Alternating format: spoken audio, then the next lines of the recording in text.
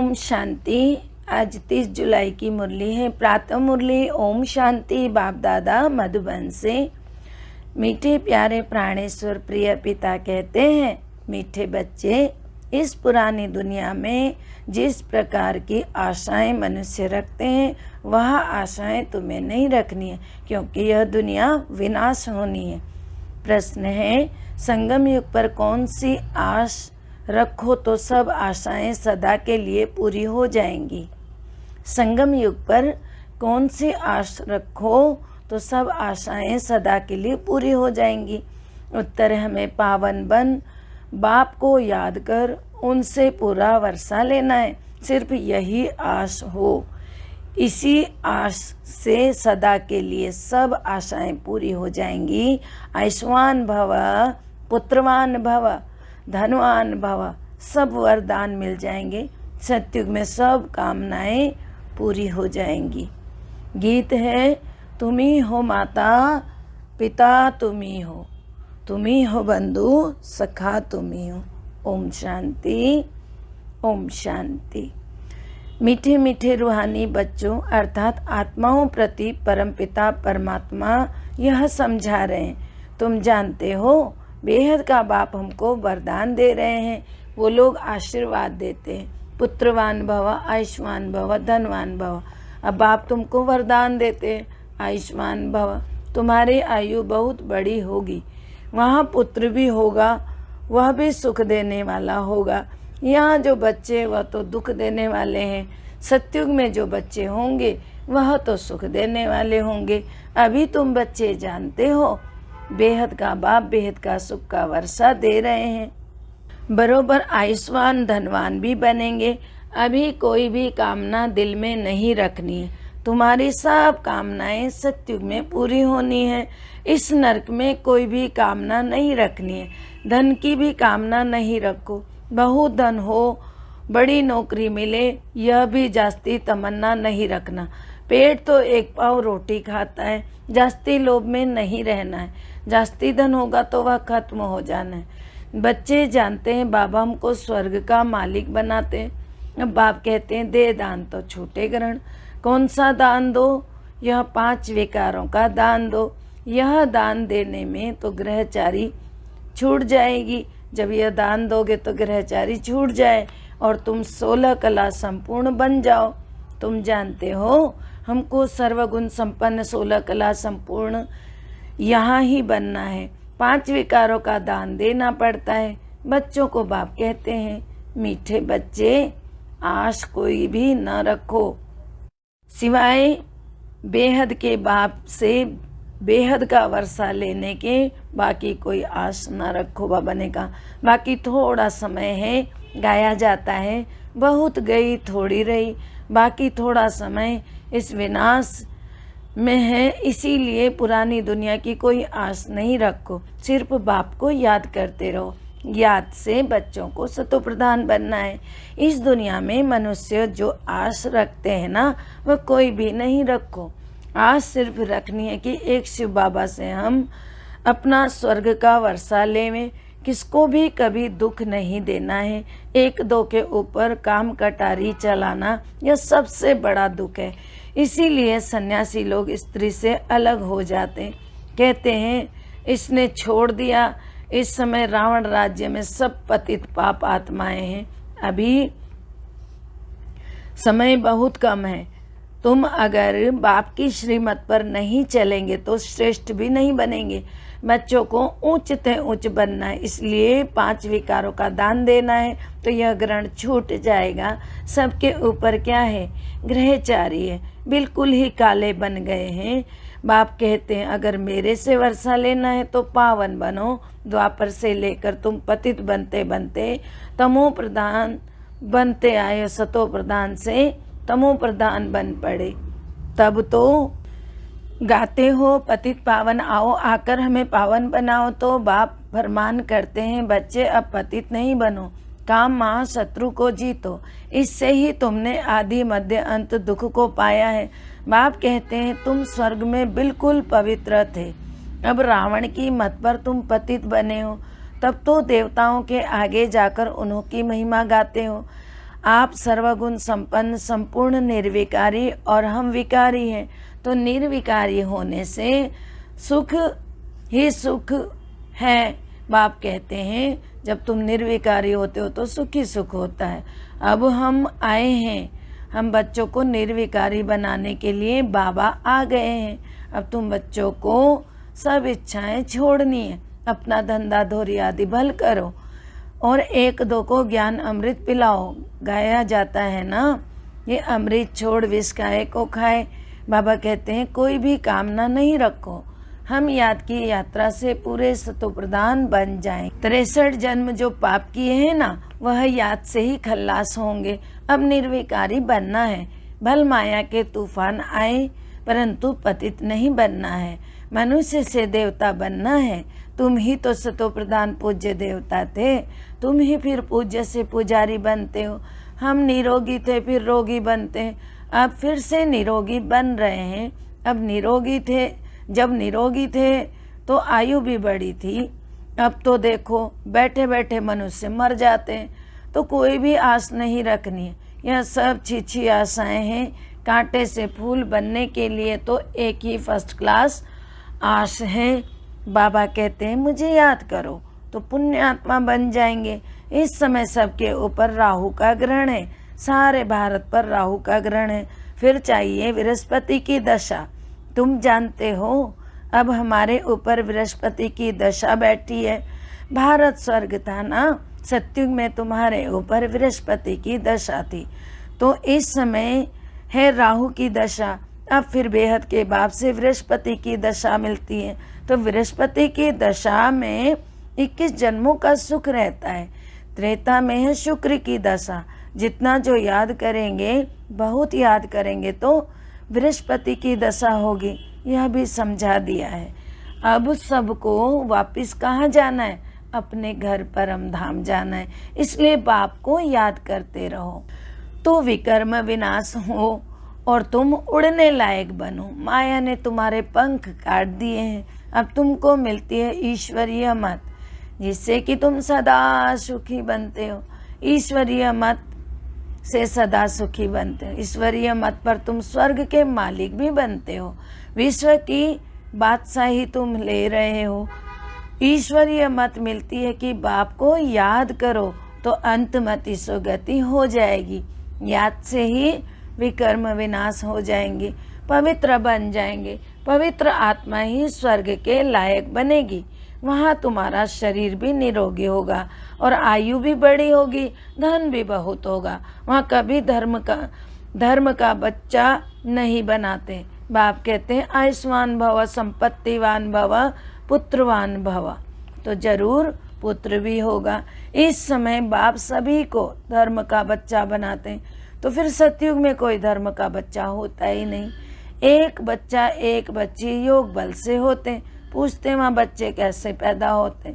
वहाँ तो है ही योग बल, और कैसे पैदा होंगे? ड्रामा में नूद है। सतयुग में सब योगी हैं। कृष्ण को योगेश्वर कहा जाता है। ऐसे नहीं कि कृष्ण योग में रहते हैं, वो तो पूरा पवित्र योगी है।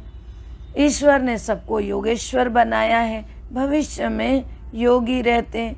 बाप ने योगी बनाया। योगियों की आयु बड़ी रहती है, भोगियों की आयु छोटी होती है। ईश्वर ने बच्चों को पवित्र बनाए, योग सिखाया, देवता बनाया। इनको कहा जाता है योगी। योगी अथवा ऋषि पवित्र होते हैं ना, तुमको समझाया है। तुम हो राज ऋषि, राजयोग सीख रहे हो ना, तो राजाई पद पाने के लिए तुम राजयोग सीख रहे हो। इसलिए तुम कौन हो? तुम राज ऋषि हो। इस समय बाप को याद करना है। यहाँ कोई उल्टी आश नहीं रखनी है कि बच्चा पैदा हो, ये हो, फिर भी विकार में जाना पड़े ना, काम कटारी चलानी पड़े। तो देह अभिमान काम कटारी चलाते हैं।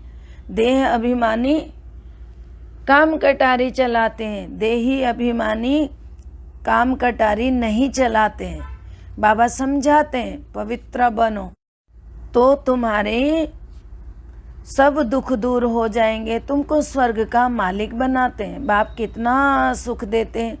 फिर बाबा कहते हैं बाप से तो पूरा वर्षा लेना चाहिए ना। बाप तो गरीब निवाज है।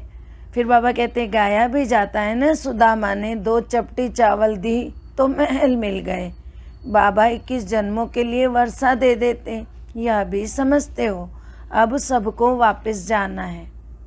शिव बाबा के कार्य में, स्थापना के कार्य में जो जितना मदद करे, तो बाबा कहते हैं घर में यूनिवर्सिटी व हॉस्पिटल खोलो, बोर्ड पर लिख दो, बहनों और भाइयों 21 जन्म के लिए एवर हेल्दी वेल्दी बनना है तो आकर समझो। हम 1 सेकंड में एवर हेल्दी वेल्दी बनने का रास्ता बताते। तुम सर्जन हो ना, सर्जन बोर्ड तो जरूर लगाते हैं, नहीं तो मनुष्य को कैसे पता पड़े। तुम भी अपने घर के बाहर बोर्ड लगा दो, कोई भी आए उसको 2 बाप का राज समझाओ। हद के बाप से हद का वर्षा लेते आए हो। बेहद का बाप कहते हैं माँ मेकम याद करो तो बेहद का वर्षा मिलेगा। प्रोजेक्टर प्रदर्शनी में पहले यह समझाओ, इस पुरुषार्थ से तुम यह बनेंगे। अब है संगम, कलयुग से सतयुग बनना है। तुम भारतवासी सतो प्रधान थे, अब तुम प्रधान बने हो। अब बाप कहते मुझे याद करो तो तुम स्वर्ग के मालिक बन जाएंगे। अक्षर ही 2 हैं, अल्प को याद करो तो बे मिल जाएगी। बे अर्थात बादशाही तुम्हारी। तो यह इस याद से खुशी में रहेंगे।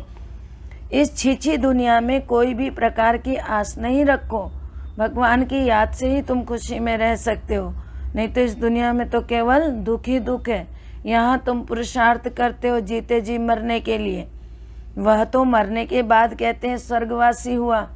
तुम सबको कहते हो हम स्वर्गवासी बनने के लिए बाप को याद करते हैं, उनसे बेहद का वर्षा लेते हैं, उनसे फिर बेहद का सुख मिलता है।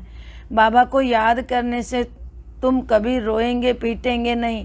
तूफान माया के तो आते हैं, उसका ख्याल नहीं करो। माया के तूफान तो आएंगे, यह तो युद्ध है ना। संकल्प विकल्प आते रहते हैं तो मुफ्त में टाइम जाता है। तो तुम तूफान तो पास हो जाएगा, सदैव थोड़ी रहेगा। सवेरे उठकर बाप को याद करना है, बाप से वर्षा लेना है। यह धुन अंदर लगी रहे। बाप और कोई तकलीफ नहीं देते, सिर्फ बाप को याद करना है और सबको भूल जाओ। यह सब क्या है, मरे हुए हैं। आपस में यही बातें करते रहो। बाबा अब तो सिर्फ आपको ही याद करेंगे, आपसे स्वर्ग का वर्षा लेंगे। टाइम रख दो, हम 3-4 बजे जरूर उठकर बाप को याद करेंगे। चक्र भी याद रखना है। बाप ने हमें रचता और रचना की नॉलेज दी है, तो हम इस मनुष्य सृष्टि झाड़ को जानते हैं। हम 21 जन्म कैसे लेते हैं यह बुद्धि में है। अभी फिर हम जाते हैं स्वर्ग में, फिर से आकर पाठ बजाएंगे। हम आत्मा हैं, आत्मा को ही राज्य मिलता है। बाप को याद करने से वर्षे के हकदार बन जाते हैं। यह राजयोग है। बाप को याद करते हैं, बेहद के बाप के द्वारा अनेक बार विश्व के मालिक बने, फिर नरकवासी बने, अब फिर स्वर्गवासी बनते। एक बाबा की याद से, बाबा की याद से ही फिर पाप भस्म हो जाएंगे। इसलिए इसको योग अग्नि कहा जाता है।